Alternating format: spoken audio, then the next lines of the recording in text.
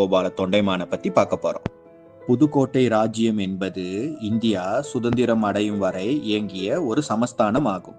இவர்களுக்கு என்று சொந்தமான கொடி, சின்னம், காசு, ஆட்சி முறை என்று இருந்து வந்தது. 1686ஆம் ஆண்டில் ராமநாதபுரம் சமஸ்தானத்தில் இருந்து புதுக்கோட்டை சமஸ்தானம் பிரிந்து தன்னாட்சியாக இயங்க தொடங்கியது. அப்பொழுது புதுக்கோட்டை சமஸ்தானத்தின் முதல் ராஜாவாக ரகுநந்த தொண்டைமான் முடிசூடப்பட்டார். தொண்டைமான் அரசர்கள் தங்களுக்கு என்று ஒரு புதிய நகரை உருவாக்கி அதற்கு புதிய கோட்டை என பெயரிடுகிறார்கள்.